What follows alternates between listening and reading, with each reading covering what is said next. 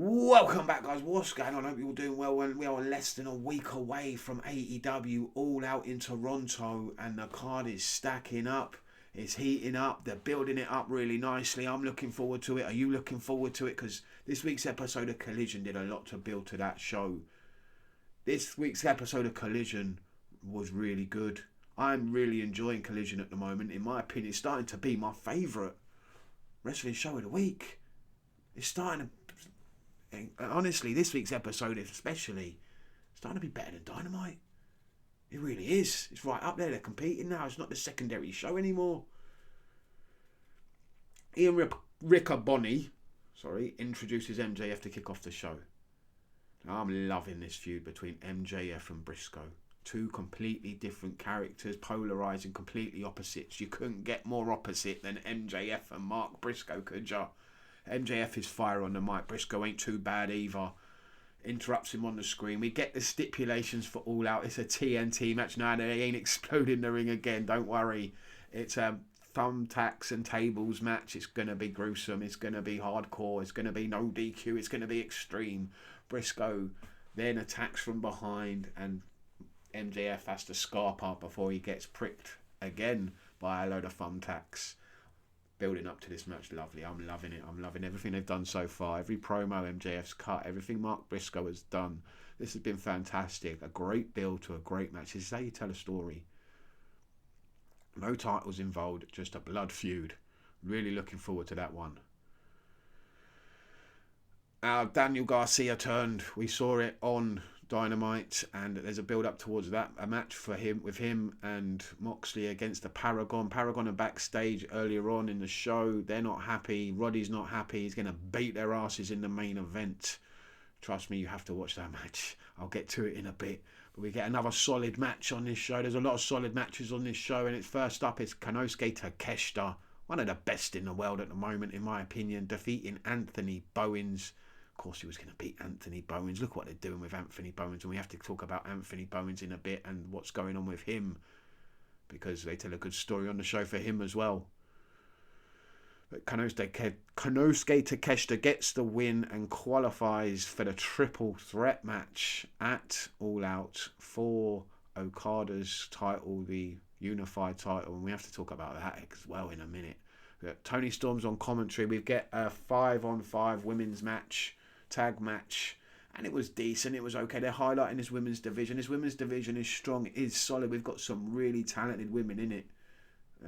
Like the House of Madness. I'm loving all three of them. They're really good. Megan Bain, Penelope Ford, you're forgetting about. Then we've got Harley Cameron on the other side. Chris Statlander. Don't sleep on her. I can see her joining the Death Riders though at some point.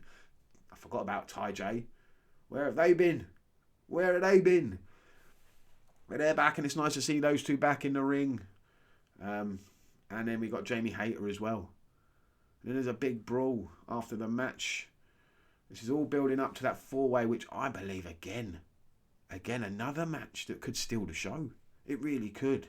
We've got a good women's match coming up. We've got Chris Statlander, Jamie Hayter, Thekla, and Tony Storm in a fatal four-way at All Out that could, again, another match that could potentially steal the show. It's just banger after banger at this rate. It really is. The matches they're putting on, no one's going to be able to follow it. I'm sorry, no one can. This is going to be a great match, in my opinion. It's really going to be good. I'm putting that down. That's not a prediction. That's a spoiler. This one's going to hit hard, in my opinion. One of the best women's matches we're going to see all year. That's what I'm thinking. Tony Storm, though, is left standing strong in the middle of the ring after Thekla tries to spear out after this massive brawl. We see Mina, we see Amanada come out as well for some reason. I don't know why, but there's a massive brawl. And then Storm hits a Storm Zero pile driver on Thekla, and then, does her thing in the middle of the ring. Really entertaining as well on commentary, Tony Storm. I thought she was hilarious, along with Nigel McGuinness and Tony Schiavone, who are really good on commentary as well. Got to quickly talk about the commentary teams, haven't we, really, and how they've got a lot better, in my opinion. They've finally settled on who's where. We've got one commentary team for Dynamite. We've now got one commentary team for Collision, and I'm thinking they're pretty good in my opinion. I'm liking Schiavone and McGuinness as a pair. I think they're pretty good. And then over on Dynamite now, we've got Taz, we've got the Masked Guy, Excalibur, and now Bryan Danielson to add to that as well. And I like that mix of those three together on Dynamite. I think it works quite well. And they should just stick with that now. They don't need to change it up. I'm liking the difference between the two commentary teams, and it works for both shows. And we got Max Caster in the ring. Who can survive 5 minutes with the best wrestler alive? And the fans are enjoying this, and I don't mind this Max Caster gimmick, but yeah, he's losing every bloody week. Here comes Big Bill, comes to the ring and absolutely squashes Max Caster. I thought the best thing about this match was Max Caster screaming in pain after the Bossman slam whilst being pinned. That got me. I was giggling hard. And Big Bill gets on the mic, and if you haven't been noticing what's going on online, he's been calling out Eddie Kingston. Eddie Kingston has replied to him. We're getting a match. I mean, I'm enjoying what they're doing with Big Bill. I really am. I think this is the best he's been in his career, in my opinion, as a singles. The only thing I'm not enjoying, he's not the best at promos. And Brian Keefe, I don't even know why he's there with him. He needs someone with him, in my opinion, to get to the next level who's better on the mic. A better corner guy than Brian Keefe. Why not bring back or bring in the real one, Enzo? That could be money. It could work. But I am looking forward to Big Bill versus Eddie Kingston. That's right, Eddie Kingston is returning, and I can't wait. It's going to be an absolute banger. Another match that's going to hit hard.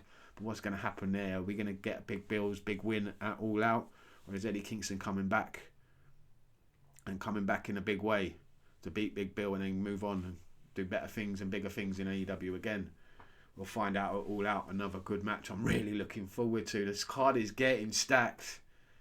It really is. We get a little backstage bit with Jerry Lynn talking to Anthony Bowens, trying to find out what the hell is going on with him. I'm trying to sort this whole mess out with him. Caster walks past, they bump into each other, and a brawl breaks out from nowhere. They brawl from the back to the ring.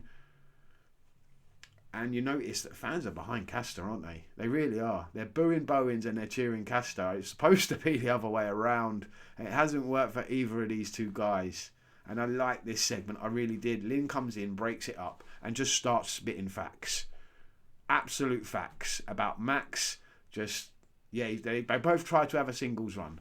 After this great run they had as a tag team.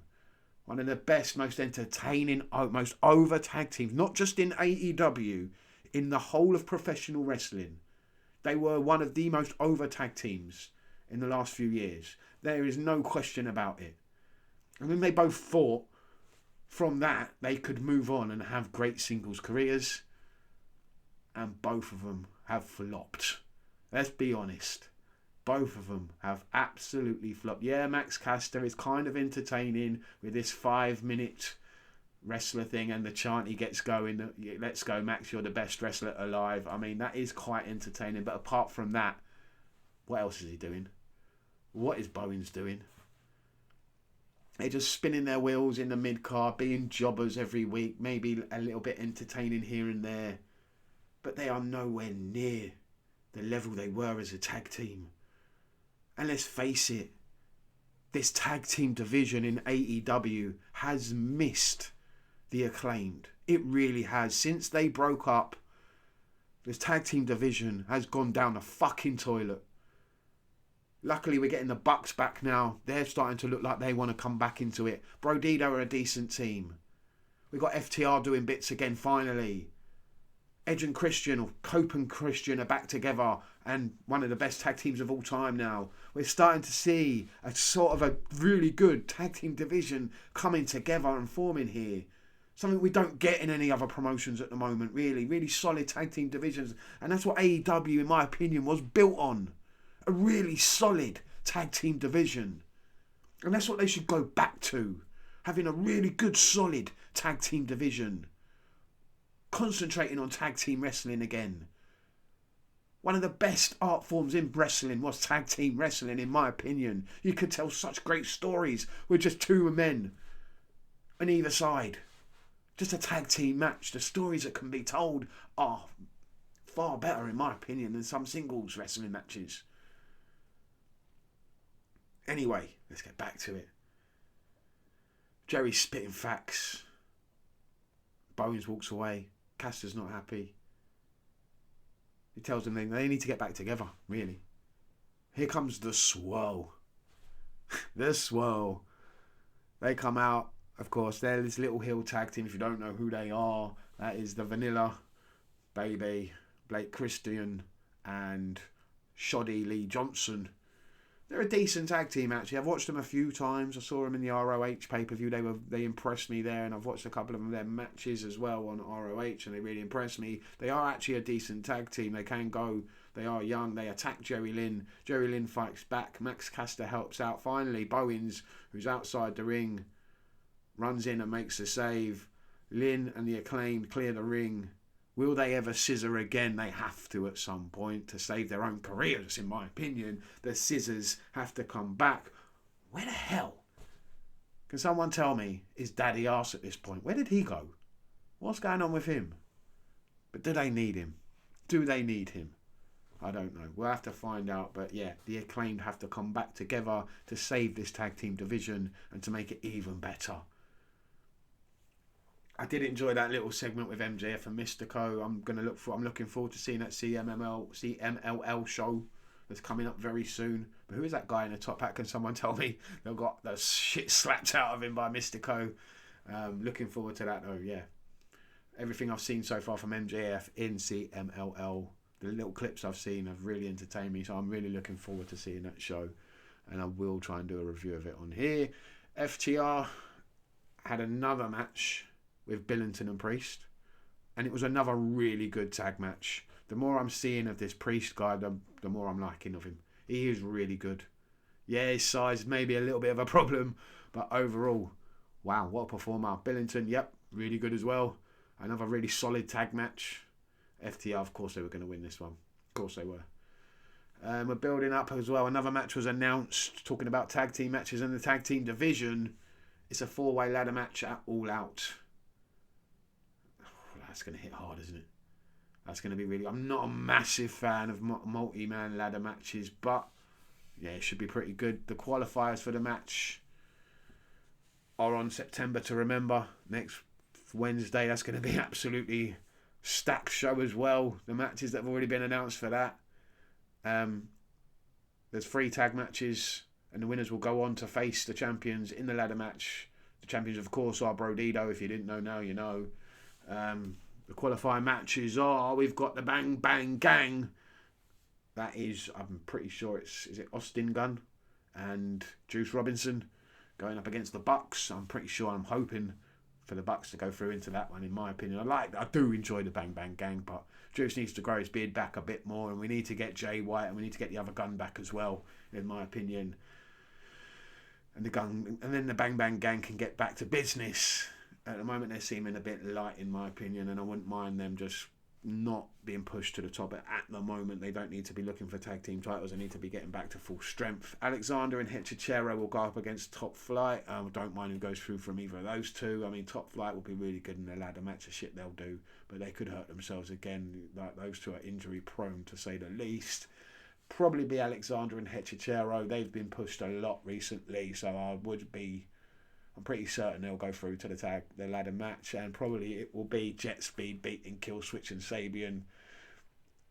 Jet Speed have been really impressive. You can't deny that. I really do like the Jet guy. I've forgotten his name now. Kevin Knight. Yeah, he's really good, and yeah, not a massive fan of old Hong Kong Fooey. But yeah, is what it is. He is decent. I can't deny that. He has got skills. And yeah, it should be a good ladder match. I'm really looking forward to it. Another really good match. Another really solid match. Michael Oku was on Collision. Wow. Remember seeing this guy in the Indies on the UK over here. And look what he's doing now. Amazing match with Okada. The guy nearly breaks his neck though on the guardrail, and that was pretty much the end of the match from there. Okada gets the win. But it was nice to see Michael Oku getting that push, getting that chance to shine in AEW, and hopefully we see a lot more of him.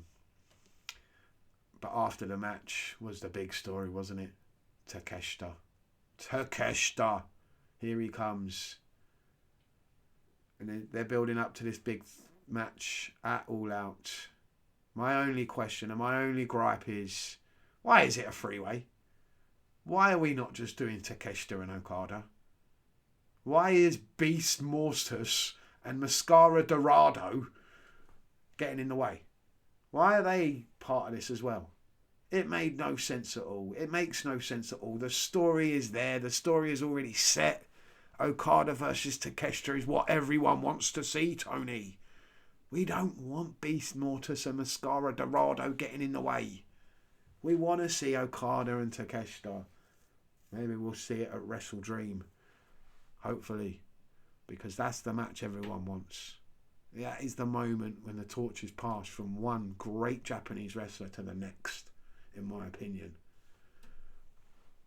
And then we finished the show, Collision, with one hell of a solid tag team match. Wow, what a match. Now Garcia returned heel on Dynamite, and he's back here already tag teaming with Moxley. We had Daddy Magic on commentary, not happy, and they were facing the Paragon.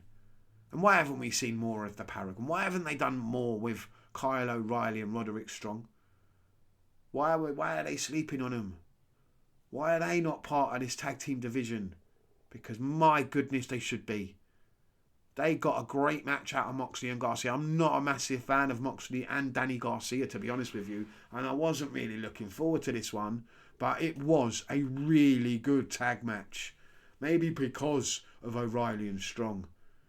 Why aren't they being pushed into the tag team division now? You could have such a really good tag team roster. You would have the best if you had the Paragon to the likes of the Bucks, the Acclaimed, FTR, Brodito. They're looking pretty good as well. There's so many others as well. You could have a really good solid tag team division. The Bang Bang Gang, Juice and Jay White. There's so many good teams. I'm hoping this tag team division really comes back together in AEW and they really start pushing tag team wrestling again like they used to. Anyway, let me know what you think down below about Collision this week. I really enjoyed it. I thought it was another good show. I preferred it to Dynamite. I like the end of the match. I like the match at the end there. Yes, the Death Riders got the win over the Paragon. I love Danny Magic screaming at Danny Garcia and then Marina Shafir and giving him the finger and then just ignoring him and walking away. I really thought they were going to beat the shit out of Danny Magic there. I thought they were going to leave him bloody and lying in the middle of the ring, and I wouldn't have minded that. That would have been some heat, really good heat for Daniel Garcia. Maybe that's a match down the line we're going to see at some point. Garcia versus Daddy Magic. That has to happen. It has to happen. Let me know what you think down below. Anyway, that's all I've got for you on my review of AEW Collision. Thanks for watching. Stay safe, stay lucky. Peace.